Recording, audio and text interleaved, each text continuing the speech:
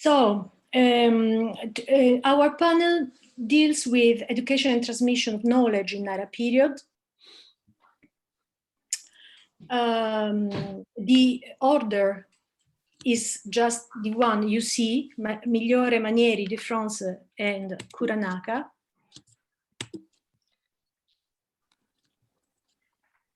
The panel will discuss some aspects related to the educational system of state officials, official technical knowledge, private education, and the education of Buddhist texts to state officials. The focus is on the elite education and, of course, in the framework of the Nara period Ritsuryo Kokka.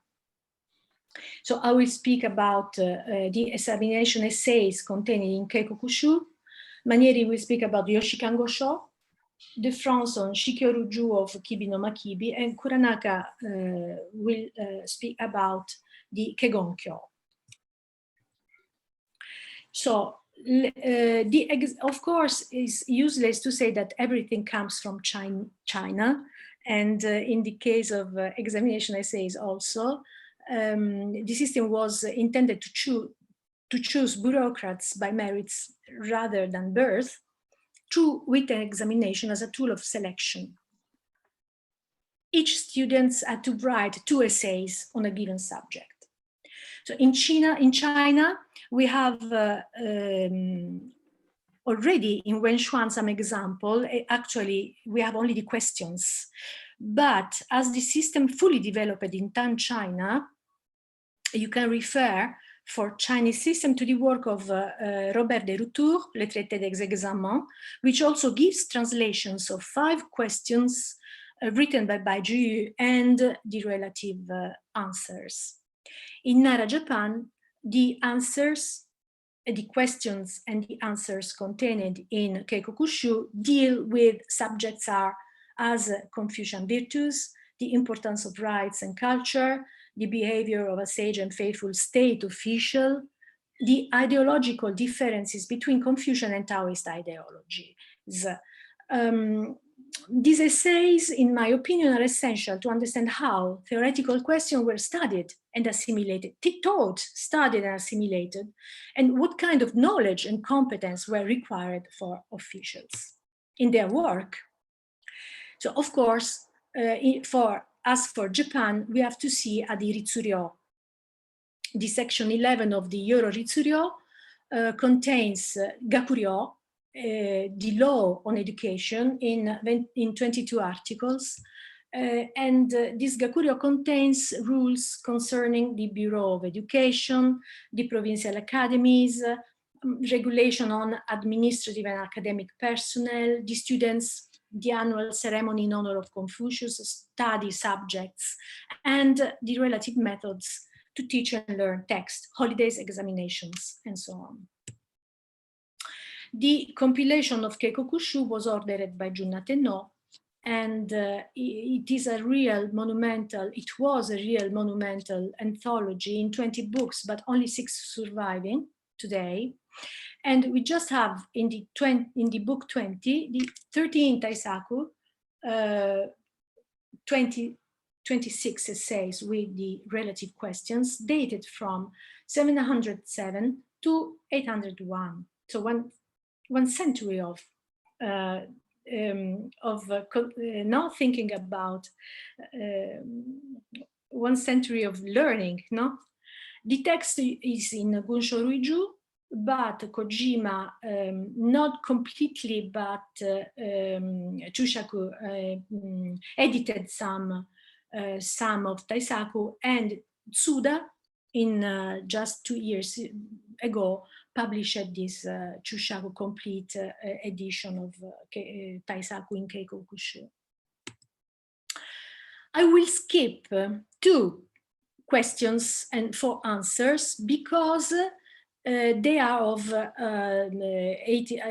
Enryaku 20, so it's Heian period, and the examiner is Sugawara no Kiyokimi. which is also one of the compilers of the Keikokushu, but the only examiner we have. The other examiners has not been mentioned in the anthology. So what do we have? We are not sure of some dates, but the period of decomposition is confirmed by biographical traces of the students who answered, which can be found in historical sources. So we are really sure that the corpus belongs to Nara period. And I draw, of course, your attention on the subjects. The title in bold is the one given in Keikokushu.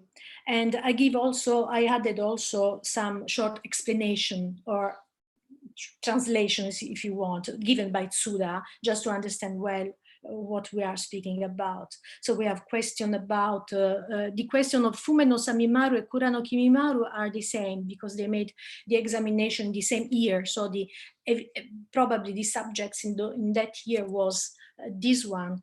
It asked how to praise and blame officials and the importance of the cult of the ancestors. Also, we have a subject on learning. We have also Wu Wei and an active government, so also on the how to administer the state, Then we have choice and evaluation of officials in Torino Senryo, for example. And the difference, what is to be chosen between a tolerant government or a strict government, always Torino Senryo. We have also severity and tolerance. And of course, most important for us today, the ideological differences between Tao, Confucianism, and also Buddhism. Here in Shimotsuke no Mushimaru question and Shirai no Hironari question. So, which kind of text had to be used for professor and students to teach and to answer the examination essays? We have, of course, the law, the Article 5 in the law on education, which indicates, of course, the 5 classics, and in addition, the classic of filial piety and the Analects of Confucius. But was not enough, because Koken Tenno, in an edict of 757, she complains that the preparation of the doctors in medicine is not adequate, and gives the list of the subject of study, which includes, in addition to the classics and texts established by the law on education, also the 3 histories. Of course, not only for students in medicine, but for everybody. We know also, reading the Taisaku, we know also that Wen Xuan is also quoted, and are also quoted encyclopedia, dictionaries, and commentaries. So a very important bulk of matters, of subjects. So let's go now to some examples of the essays. I choose the 2 from Shirai no Hironari and Shimotsuke no Mushimaru, which are indicating the differences between Taoism, Confucianism, and also Buddhism in the administration of the state. So the question is formed, this is the question for Shirai no Hironari. The question is formed by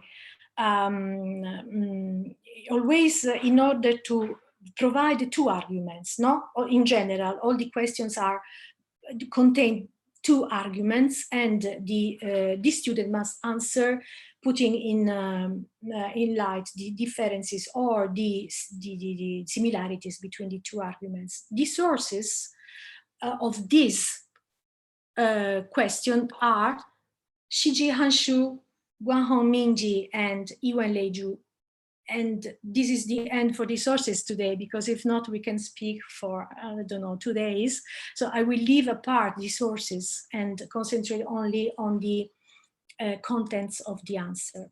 So generally, the answers are structured with a premise, the discussion, a discussion between the two. There is, of course, always a praise, a part, a beginning part, generally, not in this case, but there is a part in which the sage sovereigns of the past are taken into considerations also. And then the topic, which concludes in general the essay. So also in this case, we have an introduction to make the examiner understand that, yes, okay, we're speaking of Taoism and Confucius and so on. And both the ideologies can help the people. The Saint Sovereign following.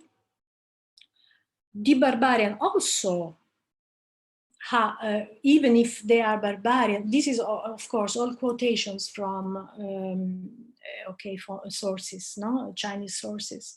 The southern barbarians were, of course, regarding Chinese, no, continent, not Japanese islands. And well, we have at the end the Taoism, the explanation of the two ideology is the Taoism privileges the individual advantage. Confucianism is based on the principle of universal well-being. So we have these this expression, Kenzai Dokuzen, which define the answer of the student, of this student. Shimotsuke no Mushimaru examination, we have the same. We have the same structure in the question, and the answer, I skip the rest of the answer, but we have soon the meaning of Confucianism and Taoism and Buddhism. So the obscure means the Taoism. Privilege belongs, no, its pledge belongs to the sphere of individual advantage, and Confucianism is principle relies on universal well-being. So it is Confucianism to be chosen because is a universal being principle, and is the only way we can have to manage a proper state, a sage state, a perfect state. This expression comes from Menze, and the meaning is this one. But there has been, in the course of the copy of this text, some error. So Kenzen became Kenzai. So, but Kenzai Dokuzen is the way in which the expression was transmitted in China first and then in Japan, and had an incredible success. Until the 10th century, we have the writings of Kaneakira Shinno, for example, in Honcho Monzui, who use Kenzai Dokuzen. If you want to read more in particular about the expression, Osone Shosuke is dated, but is wonderful as all what he wrote. So let me go to the conclusions. We saw only 2 examples of essays, but we can already draw some conclusions. We have a homogeneous corpus of text with the same subjects and with the same answers for different students in different years. This implies the existence of a praxis, I mean an efficient and real educational system, a working one, with professors and students working on the same text and reasoning on ideological questions at the core of the state system administration, of the administration of the state, no? And a reasoning essential to the understanding of the Confucian paradigms applied in the Nara period. This was true not only at the capital, but also in the provinces, as each province has had an academia with the same curricula. And the next speech of Manieri will illustrate one of the aspects of provincial, or anyway of petty officials' education. And it is also important to compare this Taisaku of later periods. This is all what we have in Taisaku. We have only these sources. The corpus is formed by Taisaku of Keikokushu, Honsho Monzue, Honsho Ozoku Monzue. So if we compare the Taisaku of later period, they are also revealing the evolution of the political, cultural, and historical situation. We find a real fracture between Keikokushu and Honsho Monzui essays. Unlike those of Nara, pragmatic, sober, and effective, those contained in Honsho Monzui are gorgeously written, yes, but rhetorical, almost a paroxysmal display of magnificent words and phraseology. Finally, Taisaku in the Honsho Ozoku Monzui are very poor in style, in words, and they are very, very short. Above all, they lack ideas. If the examination system was effectively working in Nara period and was clearly intended for education and training on state administration, it had become a kind of virtuoso practice in Middle Heian, then an empty ceremony in Late Heian. And this is all for me. Ijo desu. Goseicho arigatou gozaimashita.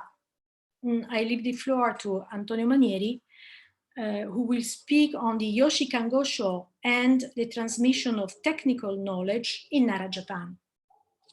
Thank you.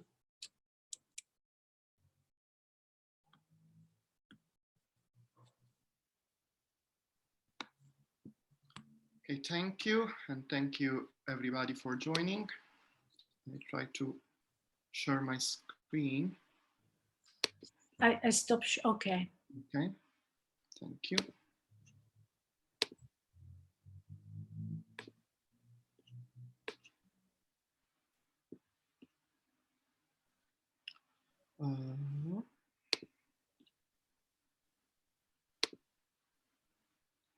Okay, can you see my screen? Yes. Okay, thank you.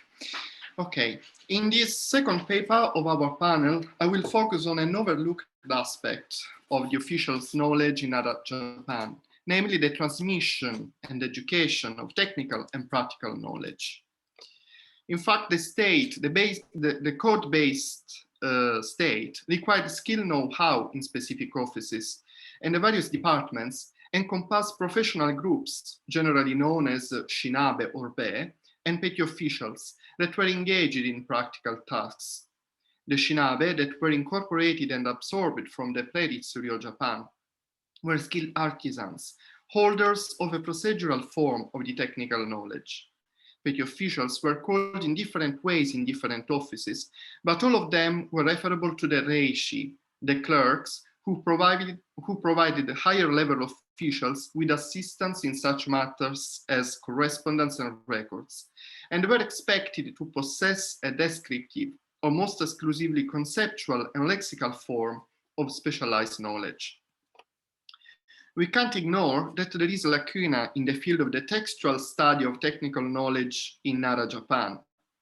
Christina Burman has attributed this to the general scarcity of written sources for this earlier period, and in particular of the textual genre per excellence of the technological discourse, the specialist treatise. However, This scarcity of written sources must be compensated by three assumptions. First, we can't underestimate the role of the cultural orality as expression of experience and the corporative and secret character of the knowledge transmission peculiar to professional groups. Second, as well known, the reception of Chinese civilization had a bookish character, and also Chinese technical books vastly circulated in Japan. Third, other types of texts have been overlooked so far, in particular legal sources and dictionaries and encyclopedias that, being surrogate libraries, were essential reference for any official. In this paper, I discuss an example of these dictionaries. Even if there aren't extant dictionaries from Nara period, we can reconstruct some of them thanks to quotations in the Wamyori Jusho, the Sino-Japanese Dictionary arranged by thematic categories, compiled by the scholar official Minamoto no Shitago during the Johei era, under the command of and for the use of Princess Kinshi, and now existing in 20-book and 10-book editions.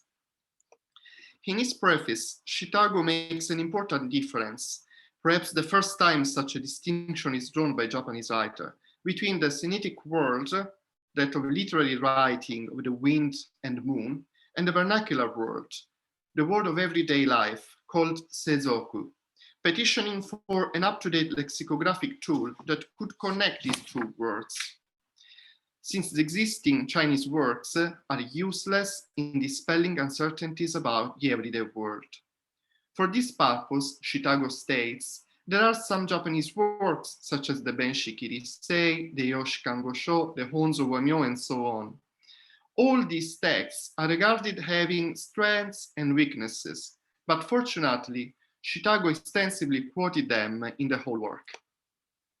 Among these Japanese works, I have chosen to focus here on the Yoshi Kangosho, which went lost and has survived only in indirect tradition, because this text could have been the forerunner of the Sinitic vernacular bilingual dictionaries in Japan known as Kangosho, a denomination meaning notes on Sinitic words. Shitago, in the preface, talks about the existence of other Kangosho, and in the same passage, he also clarifies that these texts were aimed at memorization and recitation, an element I'll discuss in more depth later. Because of its fragmentary nature, the Yoshi Kangosho has been studied more as a testimony of ancient lexicographic practice, as in Kawase, and as a collection of Sinitic words, as in Ling Zhongpen, rather than for its importance in technical discourse and in official education. However, the late Kuranaka Susumu had observed that the lexical domains covered by these dictionaries and by Yoshi Kangosho in particular are technical and linked with lower ranking officials. More recently, Kuranaka Shinobu has stressed that it is necessary to reconsider the role of dictionaries quoting the Wamyori Jusho in the formation of legal, religious, and literary discourses. I'd like to corroborate this hypothesis, and from the point of view of retrospective metalexicography, I will argue that the Yoshi Kangosho could have a major role as an educational tool rather than only as a reference text useful to look up words. To get started, let's look at the remaining fragments of the text. Aside from the mentions in the preface, we can count a total of 222 quotations from the Yoshi Kangosho, including some items reporting a shoden title, as you can see in this slide. Incidentally, I'd just like to remind that I take into account here any quotation referring to the Yoshi Kangosho, despite some discrepancies between the 10-book and the 20-book edition of the Wamyori Jusho. Besides the Wamyori Jusho, quotations are also attested in other three later sources, the Iroha Jirisho, the Kakai Sho, and the Taigen Sho. But as shown by Kuranaka Susumu, all of them are second-hand quotations from the Wamyori Jusho. Accepting this Kuranaka's conclusion, we can also infer that the Yoshi Kangosho went lost certainly before the late 12th century. At the time of the compiling of the Wamiri Jusho in the early 10th century, the work was circulating because in the preface we know that the Princess Kinshi used it as a reference work. I can suppose that the loss of the Yoshikan Gosho should be ascribed exactly to the new circulation of the Wamiri Jusho, which is regarded as an emendation of the Yoshikan Gosho itself. In the matter of dating, we do have neither a colophon nor a preface informing us on the precise date of the compiling of the text, but from the preface to the Wamiri Jusho, we know that it was handed down, it was circulating during the Yoro era. Thus, we can establish the terminus ante quem for its compiling in 724. Regarding the authorship, we can infer something from the title. The character for yo is used in proper names in China and in Japan, as for example in the family name Yako. The name Yako is transcribed at least in 6 variants, which occur interchangeably in official documents and in historiographical works. The Yako initially were Fuhito, scribes, but later their kabane was changed into Imiki, a title given mostly to Chinese and Korean immigrants and their descendants. Several Yako members were also employed at the office for sutra copying as copists. Among the various Yako people, the best candidate for authorship should be Yako no Muzane, also known as Mami, whose rank ranged from junior 6th rank to junior 5th rank, and that was also provincial governor of Bungo and later of Tajima. In the Shokunihongi, we have 2 interesting records that suggest to identify Muzane as the most plausible author of the Yoshikan Gosho. From the first record, we know that in 722, he was awarded by the sovereign Gensho about 12 acres of rice field for his contribution in compiling the Yoro-era code. From the second record, we know that in 730, he was ordered by the sovereign Shomu to teach Chinese to 2 interpreter students. These 2 records show he was certainly a scrupulous jurist and even a reliable expert in Semitic, not only in the bureaucratic written form, but also in its spoken counterparts, surely used in the cosmopolitan Nara of the early 8th century. In short, even if little is known about Yako no Muzane, there is no other scholar, in my opinion, active during the Yoro era to be more convincingly recognized as the author of our dictionary. Now let's move on to consider lexicographic structures of the Yoshikan Gosho. As for the microstructure, which is the internal structure of any of its entry, we can distinguish 3 different types.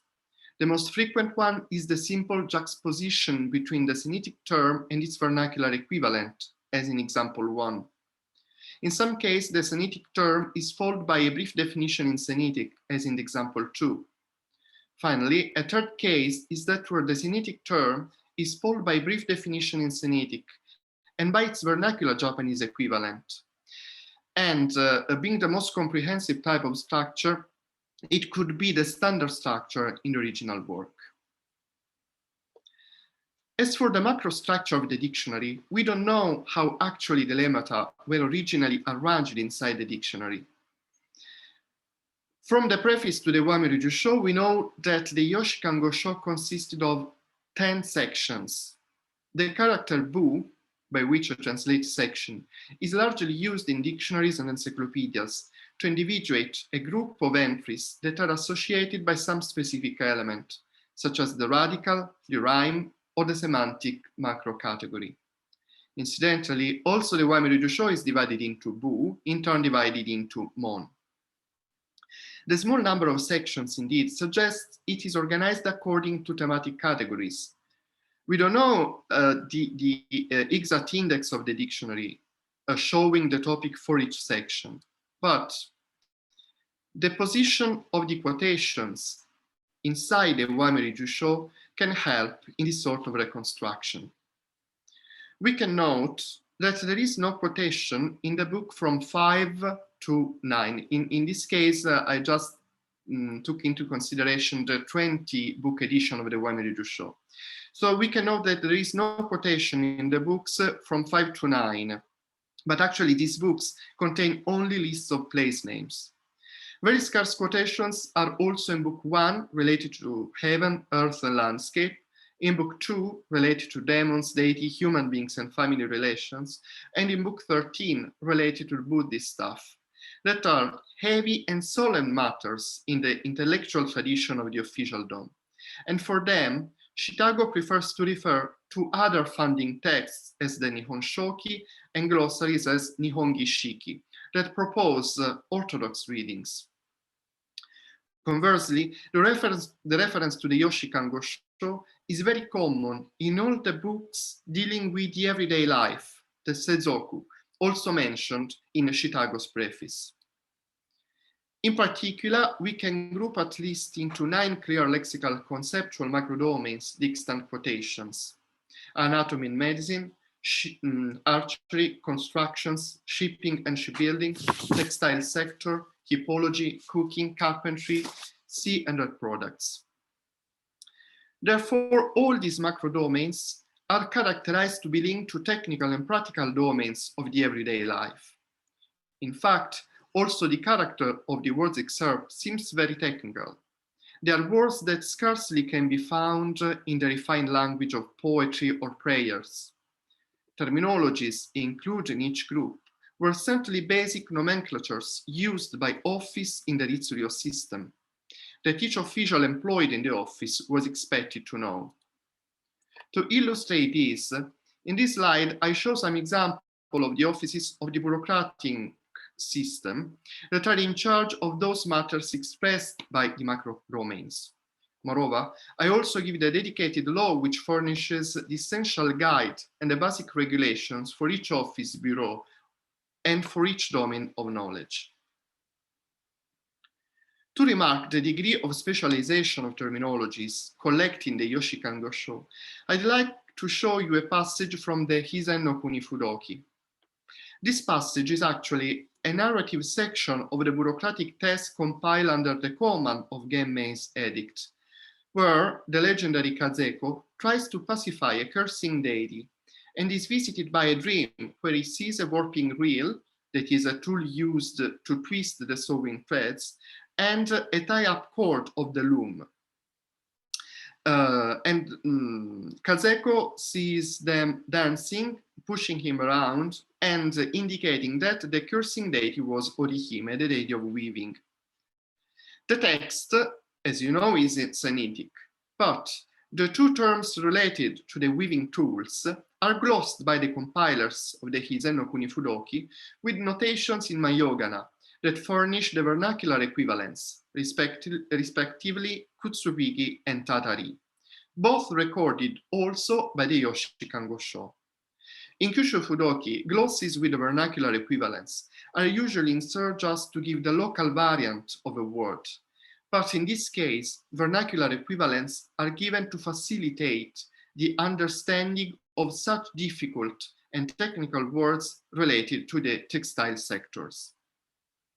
In previous researches of mine, I have shown that often in practical documents on Mokan or on Komonjo, such as registers, balance sheets, public advisory texts, and so on, the texts in Sinitic use vernacular Japanese in Mayogana for specialized terminologies, as those collected in the Yoshikan Gosho, but also in Benshiki Risei and other types of Kangosho. And I suppose that because of the oral and ostensive character of technical knowledge, it is reasonable that specialized nomenclatures are maintained in vernacular, even in the written texts, to allow a better understanding of the texts themselves. Let's briefly recap on what I have talked about today. The Yoshikan Gosho, lost before the 12th century and surviving in fragments via the Wamiri Jusho, was compiled before 724 by the jurist and expert of Chinese language Yakuno Muzane. It is a bilingual monodirectional dictionary with the Sinitic as the source language and the vernacular Japanese as the target language. The collected terms cover technical domains of knowledge. Consequently, it is expected to function as a passive dictionary, since it should be consulted for passive help in understanding unfamiliar Semitic terms encountered in reading. However, since the access to its information is provided by a thematic enlargement, its use just as a reference dictionary could be limited. Whereas this thematic approach may have been designed to help learning of words. After all, this kind of usage is reminded by the same Shitago in the preface to the Wamiri Jusho, where he points out that Kango-sho are also called Gyosho, books for practice, and that practice means memorization and learning by recitation, that are standards methods of learning in ancient Japan, as also explicitly required by the law on medicine in Article 6, and also encouraged in other later primers, such as the Kuchizusami. In conclusion, I'd like to propose that the Yoshi Kango-sho should be reconsidered as an educational tool for the learning of terminologies, and that it was particularly useful for the technical education of clerks of the reishi, whose cultural background was not necessarily connected to the skills and the lexicon required in the office where they were appointed. Therefore, differently from the typology of education discussed by Migliore in the previous paper, that was necessary to be, the official education discussed by Migliore was education necessary to become a state officials. But the Yoshi Kango-sho is intended for officials already appointed to their offices and needing a continuous updating. Thank you. And I leave the floor to the next panelist, who is Arthur de France from the École pratique des hautes études in Paris. Thank you very much. So I'd like to share my screen. Does that work at all?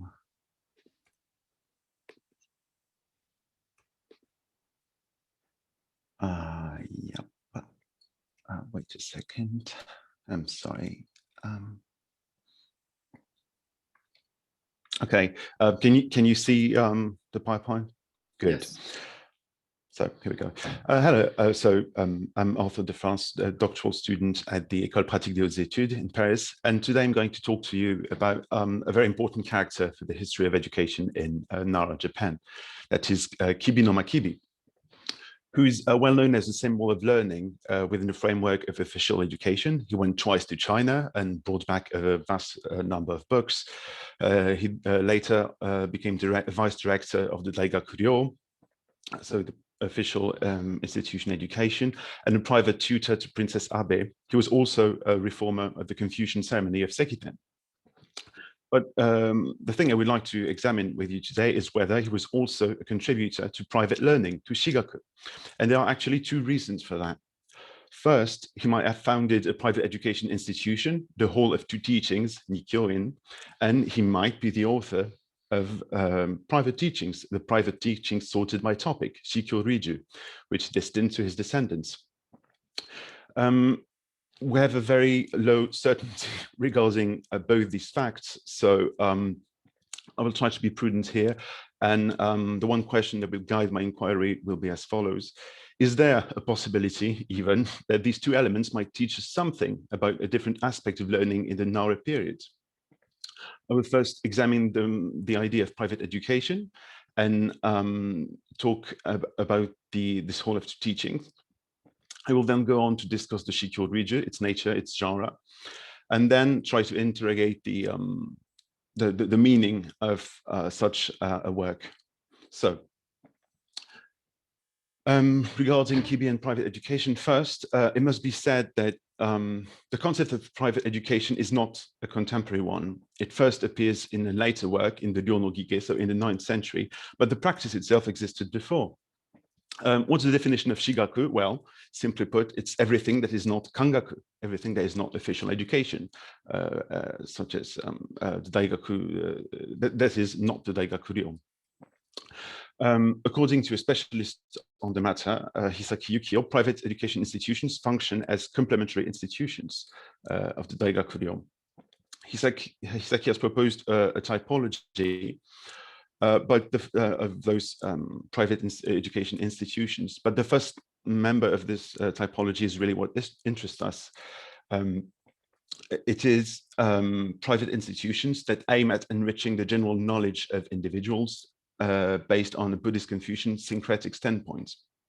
And in this case, we find Kibi no Makibi's Hall of the Two Teachings and Isono Kami no Yakatsugu's Hall of the Pavilion of Weed Culling, the Untein. The problem regarding Kibi no Makibi's Nikkyoin and its existence is we have only one source, which is this one poem by Kukai, so a later text. In the Shugeshuchi in Shiki, Kukai discusses his own attempt to found a private education institution, sorry, and he recalls, well, examples that came before him and that have failed. And he says, I quote, "Other institutions such as Minister Kibi's Hall of the Two Teachings or Councillor Isono Kami's Pavilion of Weed Culling have certainly had a beginning, but no completion. They were abandoned by everyone and left with a bad reputation." So as you see, we have very little to go on, and although specialists have tried to give a date for a putative founding of the Nikkyoin, well, we're very much left with speculations, really. The one thing that is more interesting, though, is that there exists a kind of continuity between this project of Nikkyoin, a Hall of Two Teachings, so they would have brought together the two teachings, Confucianism and Buddhism, so continuity between that and the content of Kibi's private teachings. If we look at the first item in the summary of the Shikyo Riju, we see the following. Which equates, as you might see, the 5 precepts of Buddhism with the 5 constants of the outer teachings, that is, of Confucianism. So we also have a form of learning that brings together inner and outer teachings. So, which brings me, I'm sorry, to an examination of the Shikyo Riju, of what it is. So the Shikyo Riju fits into the category of Kakunsho. It's a private teaching. It's made of private teachings, I'm sorry. So what are the characteristics of private teachings? They aim at delivering an admonition to one's descendants or to one's clan. They tend to be quite concrete, with a lot of very concrete descriptions on everyday life, and they're often written in response to periods of crisis. So does that apply to the Shikyo Riju or not? And to that, my answer is yes, it seems so. For actually 4 reasons. First, the Shikyo Riju draws very heavily on Yenji Tue's family instruction for the Yen clan, the Yenshi Jiaxun, in sometimes an almost collage-like fashion, with big patches of quotation lifted directly off Yenji Tue's work. It's aimed at descendants, and you find instances in the text where Kibi talks directly to his children. It's also very concrete in some ways, as you may judge from those 2 items from the summary. One may not stay in other people's house, one must be moderate in drinking and eating. And it seems to have been written, well, around 770 in response to a period of crisis, be it in that case a personal crisis. As the preface, or rather something that might be a preface, tells us. I quote, and this is actually the whole preface. "As I was in my 36th year, I suffered from a disease. I went to visit the Yakshi temple and I worshipped the venerable Yakshi statue that was 6 jo in height. I said, my ailment causes a great deal of pain to my mother, which is why I bow down to ask for my healing. Then came the night of the 7th day. In a dream, I saw a small paper strip descend from the sky. I took it and read 7, 8, 8, 8, 9 years. Even if in fact I understood that it referred to the number of my remaining years, I was confused by these numbers. At this time, the heavens taught me, it is 40 years. I am now 76 years old. One might note that if this is a preface, it is one in which there is absolutely no reference whatsoever to the book it's supposed to preface, which in itself should make us suspicious. I do not have the time to delve very much into the problems of authorship, but to say it simply, there are many. For one reason, the Shikyo Riju is a lost work. We only know it through fragments found in other works, and none of these works predate the 11th century. So we're left with actually, well, very little to go on, really. And another, the problem of authorship is further complicated by the fact that Kibi no Makibi is a legendary figure. He appears in well, a vast number of stories, of legends, the most famous of which might be the Scroll of Minister Kibi's Adventures in China. And Kibi no Makibi, from the 11th century onwards, also became the claimed ancestor of a diviner household, the Camel family, who claimed Kibi as their ancestor, which I mean, it all creates a context where you're likely to have apocryphal works being written. So conservatively, what might not be apocryphal in the fragments we have? It is quite difficult actually to think that the preface is not apocryphal, which means we have no date for the work. The summary from the Shugaisho, a 14th century encyclopedia, on the other hand, and the corresponding entries from the Seiji Yoryaku, 11th century, could be genuine. And one reason to think that is that they fit.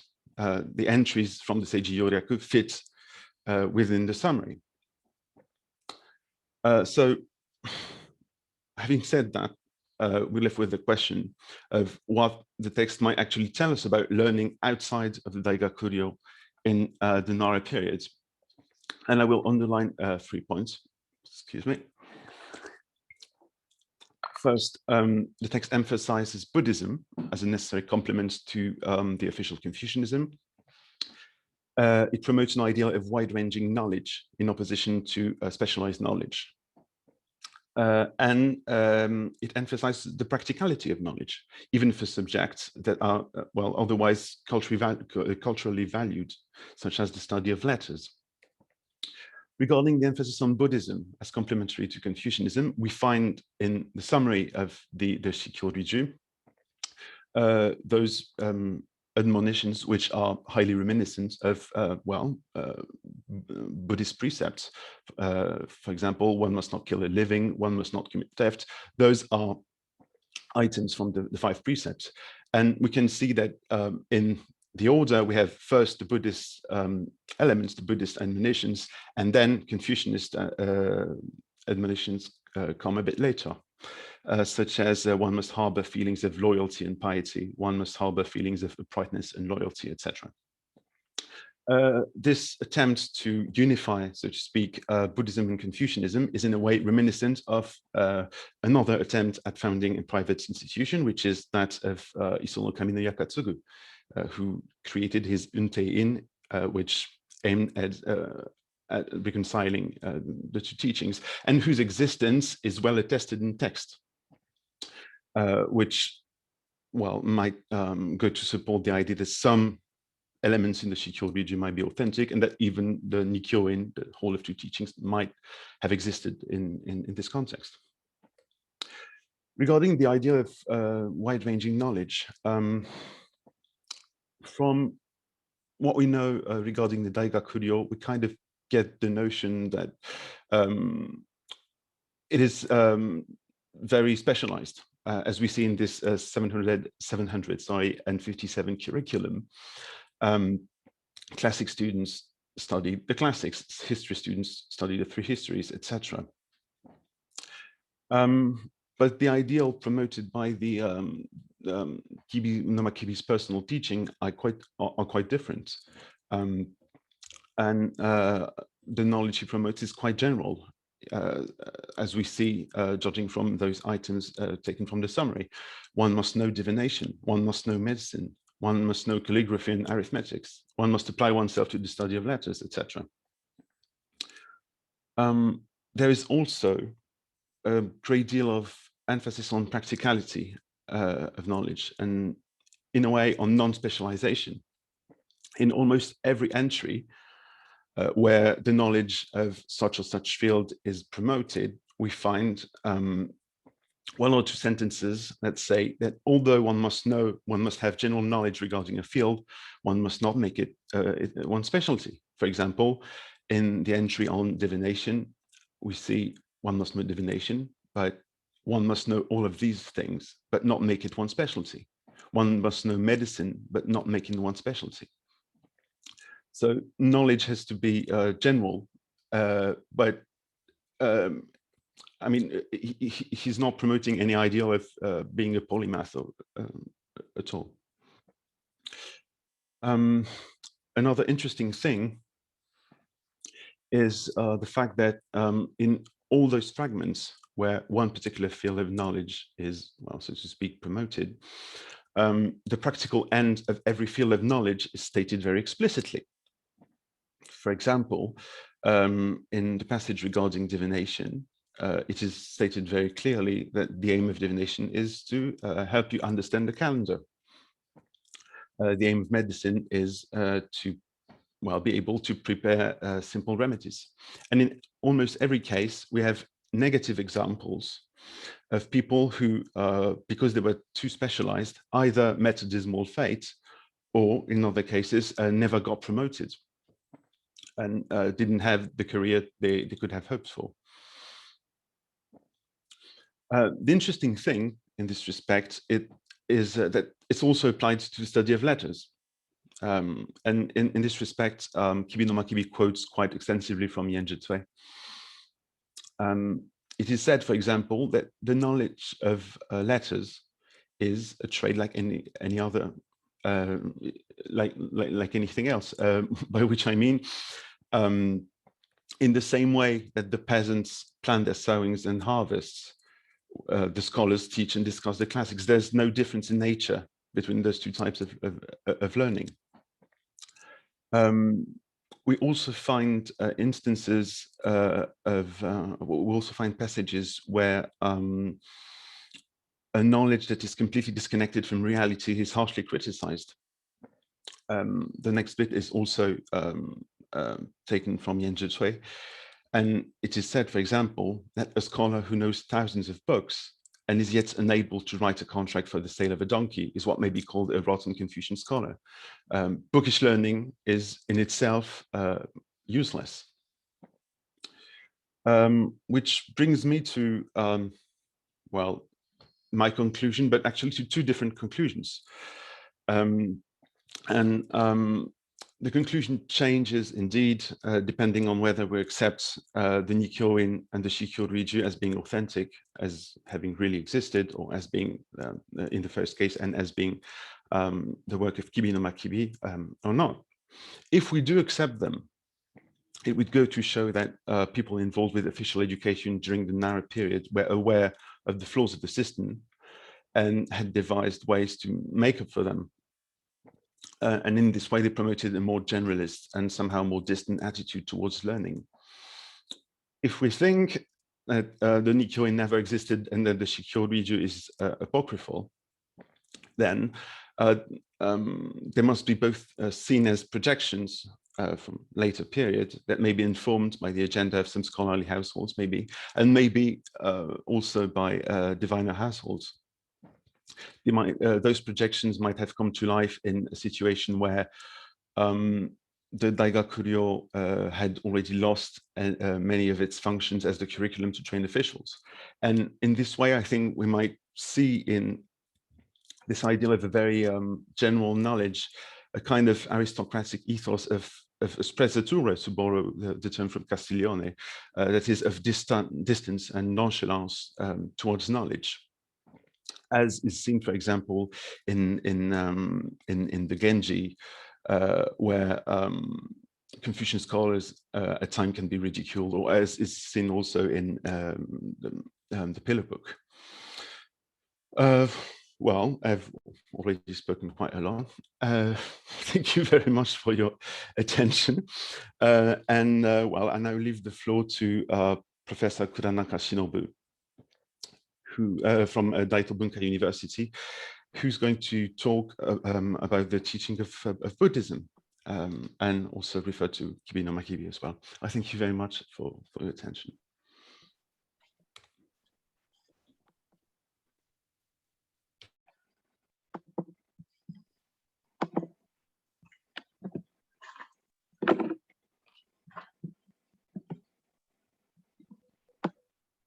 Hi. 聞こえてますか？はい、じゃあ行きます。はい。倉中忍です。どうぞよろしくお願いいたします。私は華厳経について公的、私的な知識の伝達を取り上げます。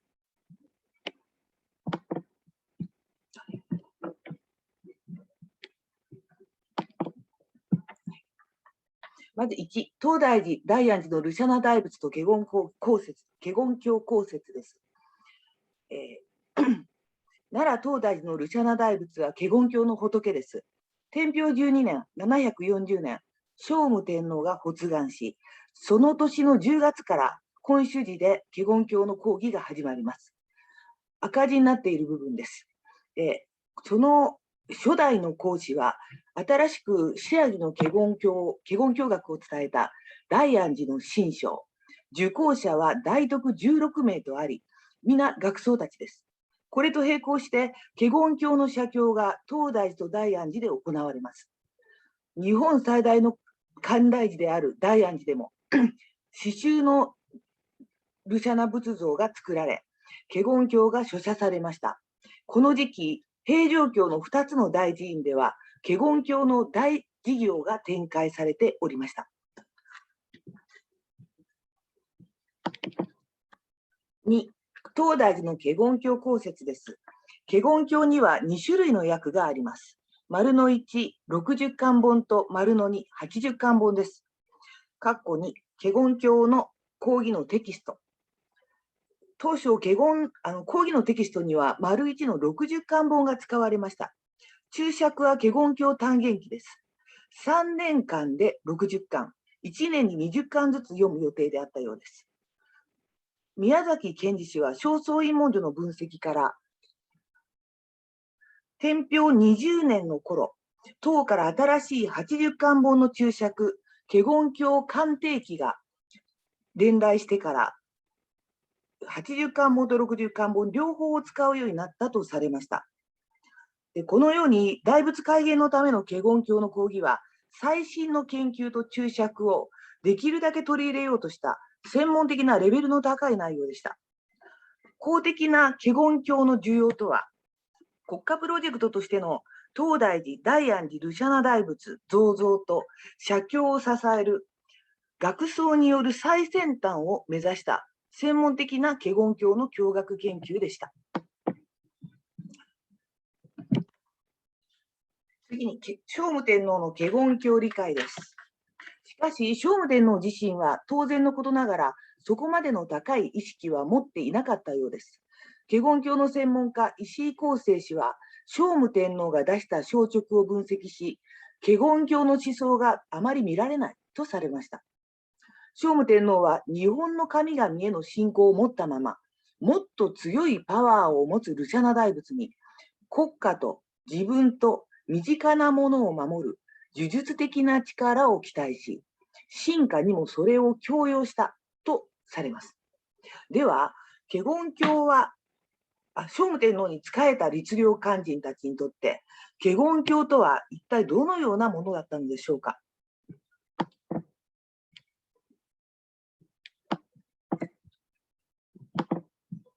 4、律令官人の仏教に進みます。ここでは奈良時代の律令勧進の仏教の基本的な性格を押さえておきます。律令勧進の仏教とは、出家しない在俗在家仏教と、つまり孤児の仏教です。在家仏教とは、真なる出家の世界と、俗なる在家の世界をまたぐ存在でした。仏教を信じて出家すると、士族を離れて寺院に入り、僧になります。僧になると、俗世間から離れて、律令勧進の仕事も辞めなければなりません。それで、律令勧進は出家しないで、在家、在俗のまま仏教を信仰しました。これが孤児です。結馬教の結馬孤児もそういう存在です。次に、丸の赤字のところです。在家仏教徒なんですが、鑑真の弟子の中国僧の子卓が戦術した延暦僧録には、孤児伝というのがあります。孤児伝の例として2つ挙げておきました。白丸の1、藤原の魚名伝、主神孤児ですが、ここには仏と王、神と俗の対応があります。丸の2、藤原の種継牧代孤児伝にも、神体、俗体、王輪、仏輪という対応があります。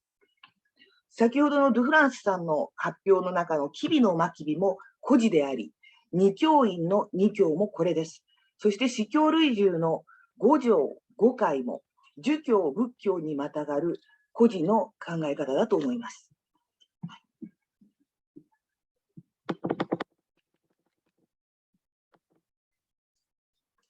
律令勧進の守った会は在家の菩薩会でした。吉備の真備の四教類従の五戒は仏教の菩薩会です。出家せず在家のまま仏教を信仰する、そういう人たちが守る最も初歩的な戒律です。在家のための菩薩会は、他から強要されたり守らないと罰があるという質のものではありません。自分自身の戒めです。自発的に日々実践し、清らかな生活を習慣づけるというものです。吉備の真備に在家菩薩会を与えた、それが大安寺の道宣というそうです。6番、道宣は律令勧進に菩薩会を与えました。この道宣は近江の三船、磯守経盛には菩薩会を与えたことが明記されています。磯守弥継も同様の教えを受けたとされています。おそらくこれは大安寺という寺院で直接教えられたものでしょう。そして道宣自身は華厳教の上行本を日々実践していました。上行とは正常な行い、清らかな行いという意味です。華厳教の上行本は菩薩会を定めた凡盲教の根源とされ、140行にわたって細かい規定がなされています。一方、道宣は宝蔵の華厳経伝記の注釈、華厳伝音義を作っておりますが、この宝蔵系統の華厳経観音伝には、華厳経の上行本が菩薩会を具足したのと同じ意義を持つことが説かれています。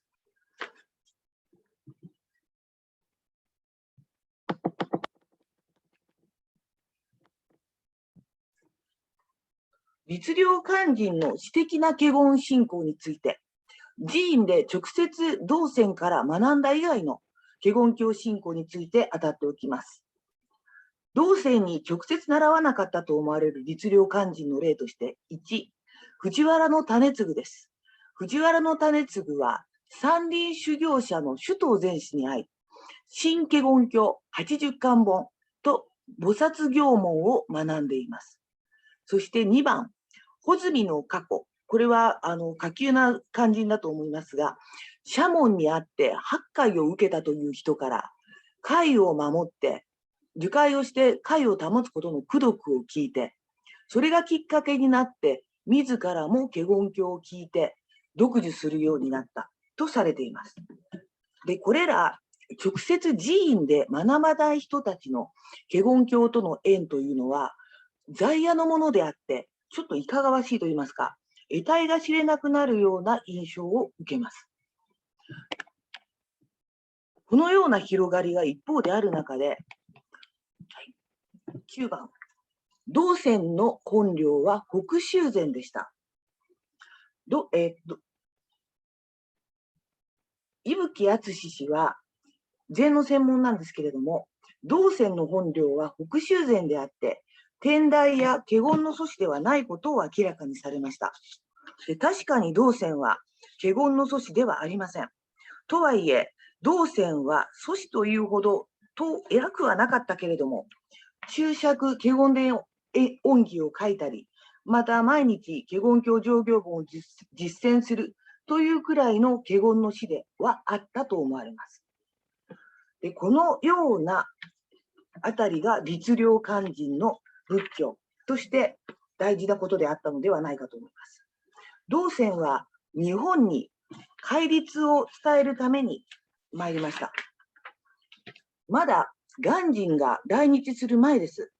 で、さまざまな時代的な制約があった中で、伝戒の使命を果たすときに、戒律と華厳教とを特に結び合わせて取り上げたのかもしれません。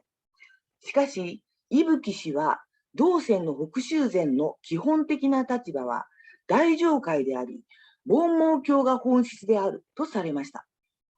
ところが、延暦宗録では、また道宣は、菩薩界の経典、ところが延暦宗録では、菩薩界の経典、凡盲教が出てこないで、凡盲教が出るべきところが華厳教になっています。これはどういうことなのでしょうか。道宣は本当に戒律に関して凡盲教を使わなかったのでしょうか。道宣は凡盲教の注釈をつけておりますので、それはおそらくないと思います。すると、延暦宗録がわざと華厳教に変えたという可能性も考えられます。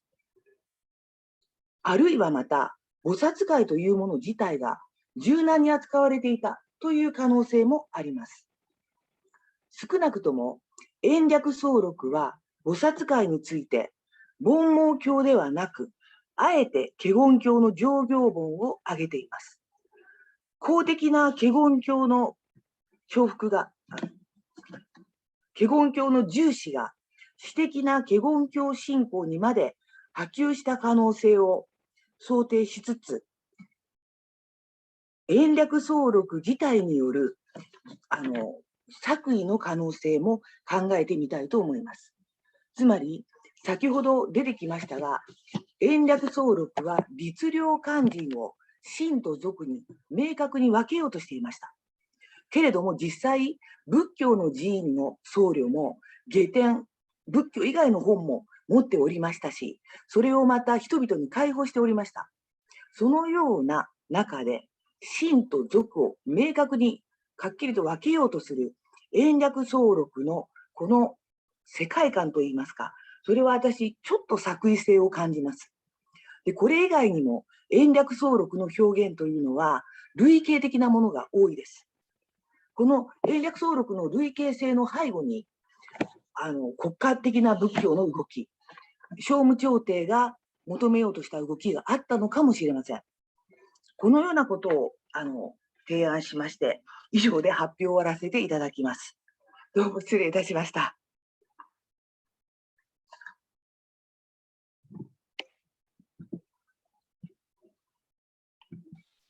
Thank you, Kuranaka Sensei. Thank you to everybody, and thank you for having joined this panel. And we hope it has been of some interest. And basically, we wanted to show the complexity of Nara educational system, which is formed by several voices, often in contradiction, often in competition, often harmonizing together official, private, and religious voices. And but nonetheless, all of them are part of a system. they're working together. So we wanted to show this kind of mechanism, and we hope we did our best. And thank you again, and we're waiting for your comments and questions. Thank you very much.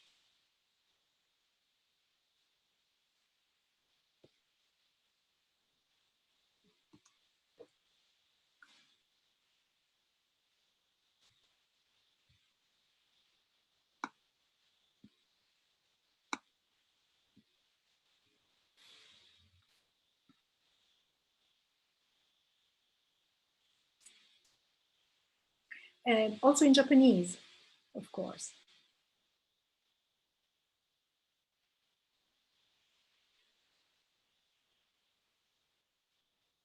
Hi.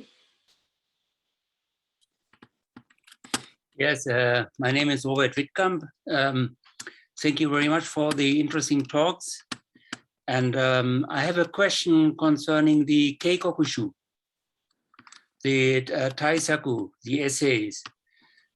Can you tell us something about the quality of the Chinese language and how relevant was Chinese language, the quality of Chinese language for the examination?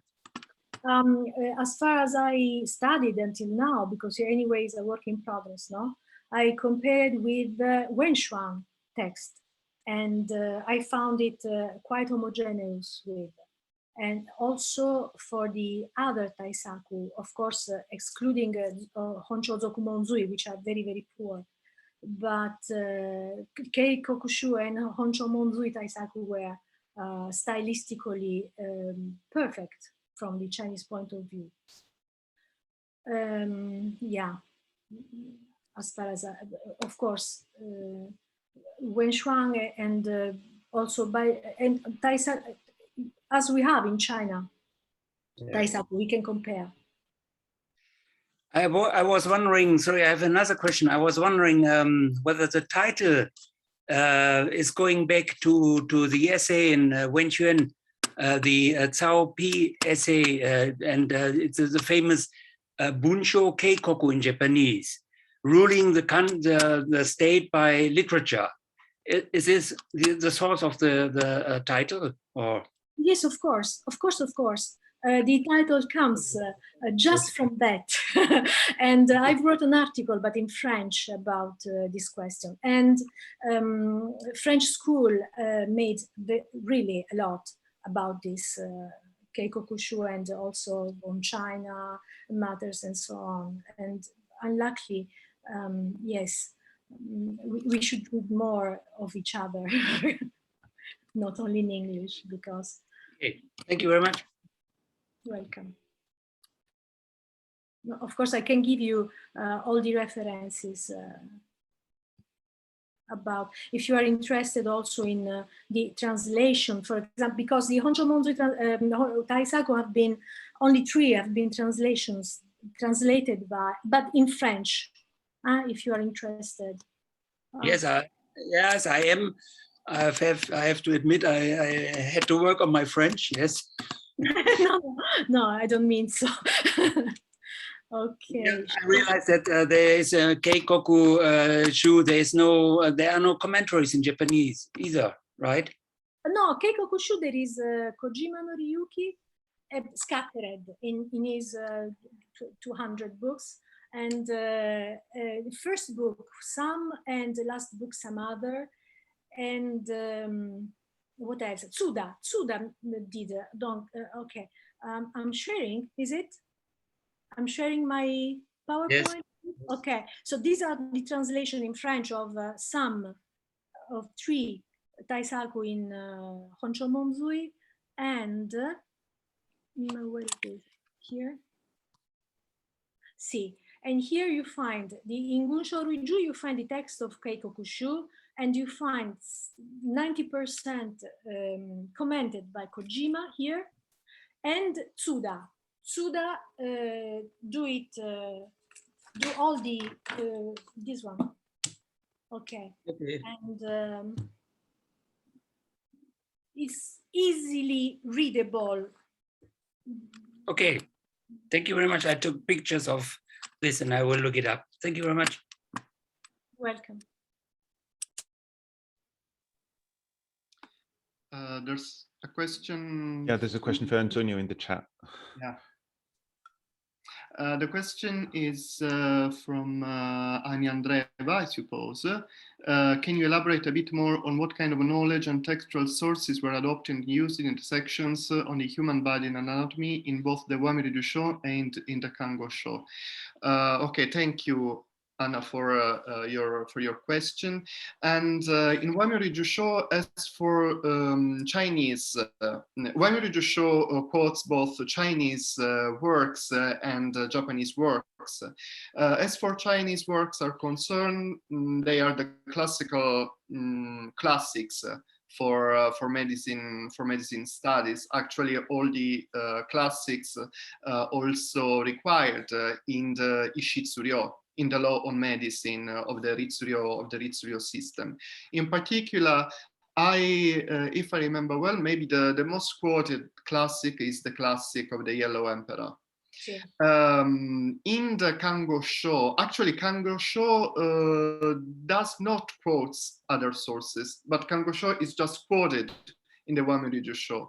And however, lots of terms about anatomy and medicine are quoted from Yoshi Kango Sho, from Kango Sho, and from another dictionary I didn't talk today, but it's very similar to the Yoshi Kango Sho, which is the Benshiki Rissei. Sometimes in the Western scholarship it is called Benshiki Risho, but usually in Japan it is called Benshiki Rissei. And I just read also your comment to Arcu's paper, but actually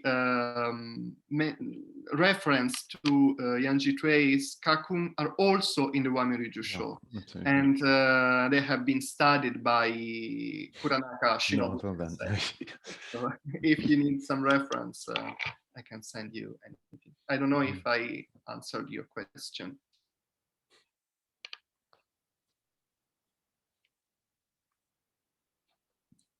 Yeah, if I may just add something, regarding the reception of Yanji Tuei in Japan. So I mean, as Professor Mayuri just said, Professor Kuranaka Shinobu might be the best person to ask regarding the ancient periods. However, for a broader description of the influence of this book in Japan, there is a quite recently published PhD thesis on the reception of Yanji Tuei in Japan. I mean, I can send you the link to Sini. You find some parts of it on the website of Hiroshima University, but not all of it. I don't know if you can have it, can order it through your university or something, but I mean, I hope it helps. I send you the link. Thank you very much. If I may just simply summarize this comments and answers for Kuranaka sensei. 皆さん、本当にとても感動しました。今日はいろいろ大変勉強させていただきましたので、ありがとうございます。そうですね、私の、質問というかそのコメントでしたが、実際にはその中世時代にはそういう資料がどうやって受け止めて、次にどうやって引用されてきたっていうちょっと大きな質問の中で、やっぱりその原始家訓とかその和名類住書と看護書の中で引用された五臓論のクラシックな知識なんですけれども、そういうことについて聞いてみましたけれども、どうしても倉中先生にも少し一言のコメントをいただきたくてぜひ教えてください。恐れ入ります。なんか引用していただきどうもありがとうございます。養子看護省は奈良時代初期の口語体の漢和辞典で、そこに実務的な言葉がいろいろと収められているということなんですが、今回アントニオさんの発表の面白かったところは、不土記の中にもそれが見出されたことではないかなと思います。それから願子家訓について私の書いたときは公説の場、つまり今日私華厳教の公説のことをもっとちゃんとやりたかったんですけれども、講義の場のノートが音義として記録されているように、それらが集められたものから和名称の言葉が取られていく、そのような構造が網の目のように張り巡らされているんですが、ある一定の部門に関してはある一定の本に偏りがあり、またある一定の部門についてはある一定のグループの本に偏りがあり、それぞれの類書の種類の似たような本のグループがあるんだろうと思うんです。でそのことが和名称の分析から分かってくる。そして講義の場の復元ができることもあれば、アントニオがやってるみたいに講義以外の生きた場のものもある。そしてそういうものが雑多に入っているのが和名称の世界であり、また養子看護庁の世界もそうであったかもしれない。だから出典一つ一つの取られている語彙を確認することによってその本の元の性格が分かるし、なぜその本を引用したのかという学問の系統、あるいは学派の系統みたいなものも出せるのではないかと思うんですね。はい、ありがとうございました。いろいろ勉強させていただいてありがとうございます。お答えになってますかしら。いろいろノートをしながらいろいろ勉強させていただきます。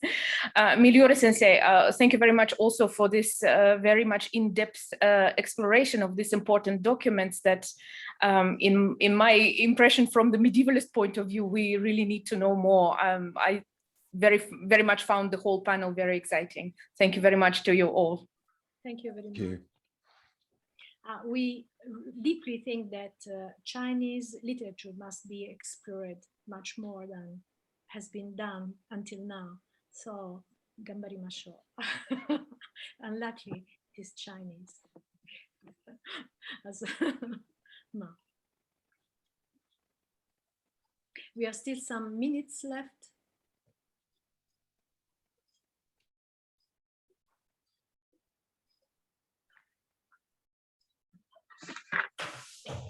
Would it be okay to ask another question if there's still time? Yeah, please. You can, okay, you can hear me, yeah. I sometimes have troubles with microphones. Thank you very much for, I can only completely agree with what Professor Leone just said. I work on Sugano Michizane myself, and I think that especially his prose is completely undervalued and understudied.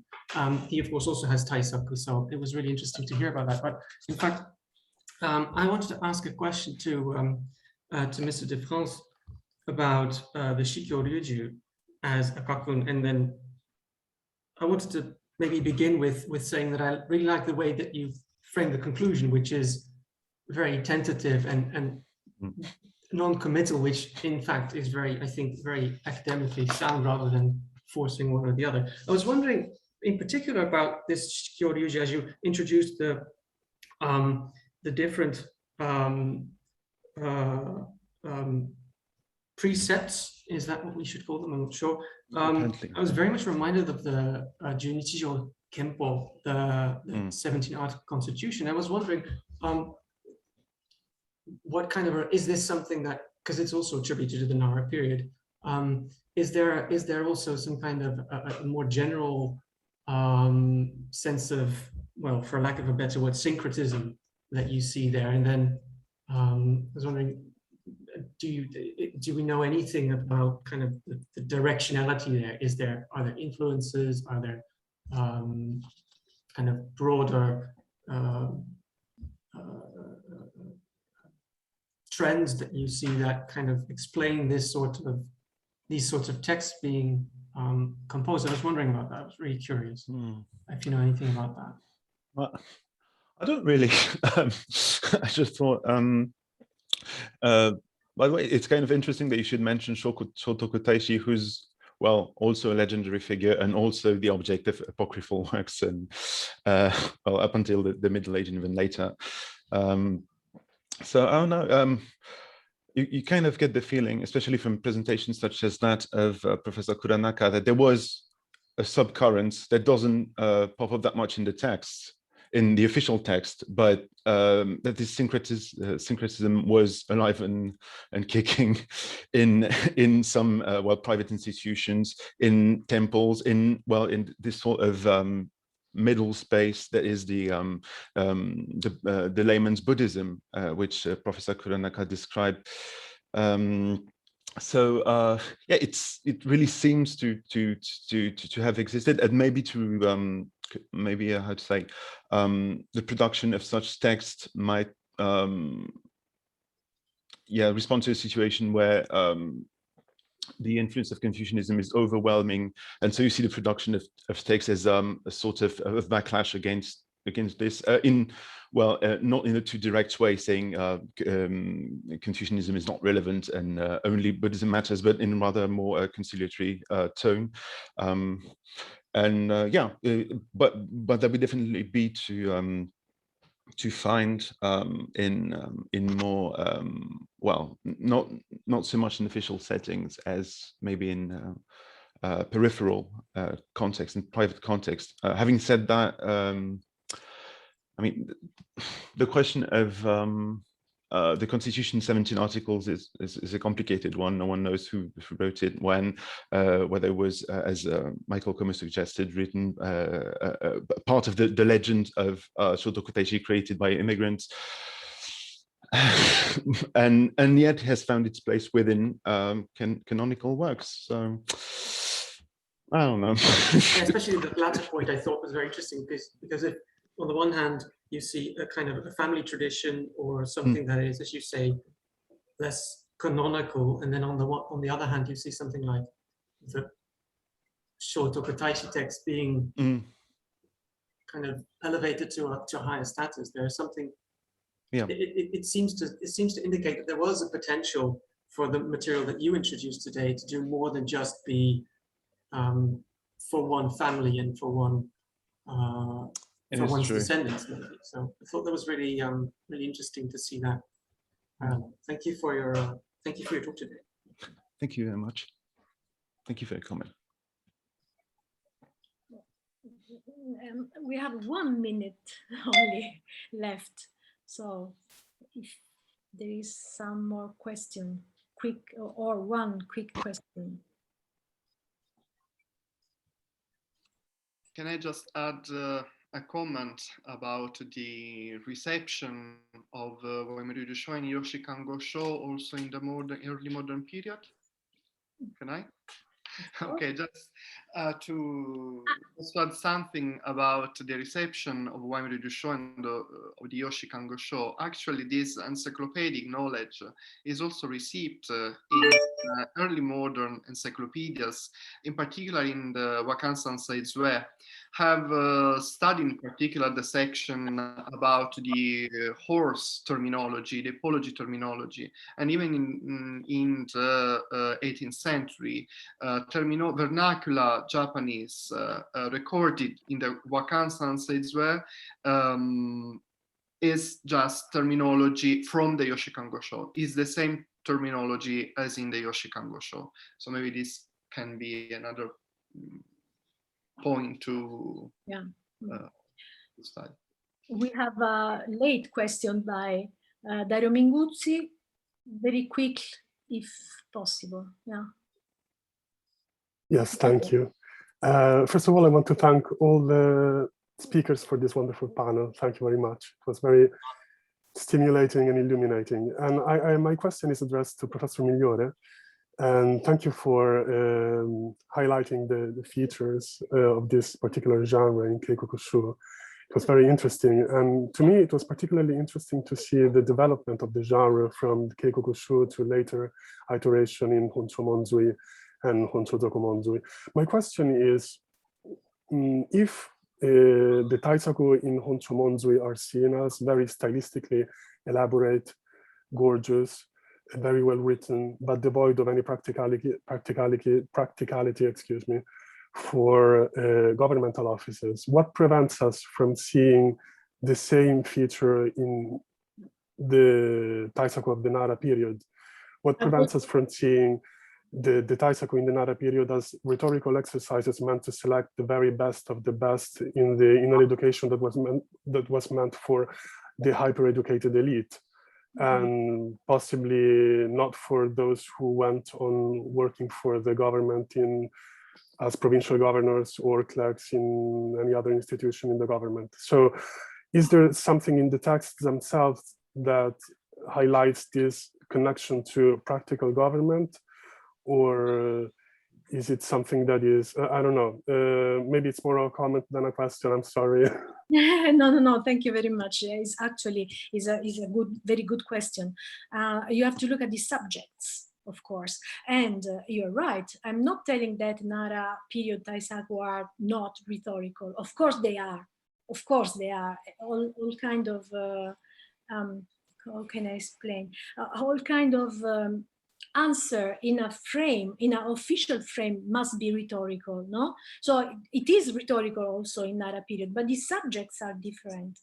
The subjects in Nara period are intended for official, are really focused on official way of doing, official conduct, behavior. But in Nara period, in Honcho Monzui Taisaku, the focus is different. If you look at the for example, at the subject, no, we have, for example, for Miyako no Yoshika, the Shinsen, immortals, la clepsydre, donc, so the time conception, which can be, of course, no, but we don't have, for example, evaluation of officials, which is better for the state to move in this way or in this way. We don't have this kind of subjects. So this is important. This is a great difference, in my opinion. I don't know if I answered. Yes, thank you. And my curiosity was about the actual content of the examination replies, the Taisaku itself.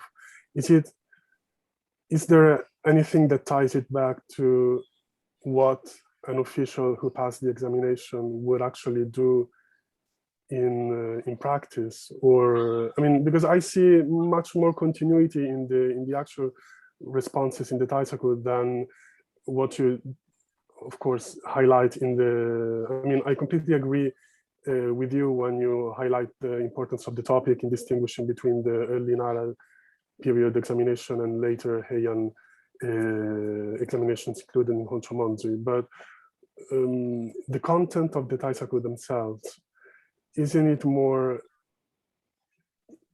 there more continuity there than there is in the topic themselves? I don't see much continuity between Keikokushu Taisaku and Honcho Monzui Taisaku. Okay. Moreover, Sugawara no Kiyokimi no Taisaku are in continuity with Nara period Taisaku.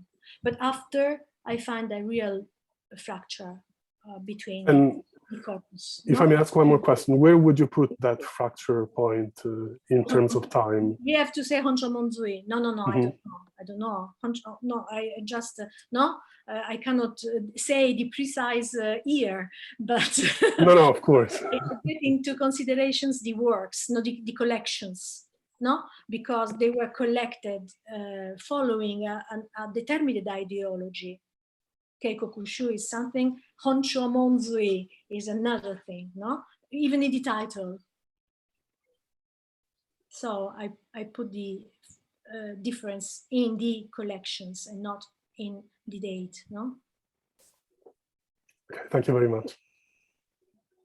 Well, thank you for having joined us, and I think we can close this section.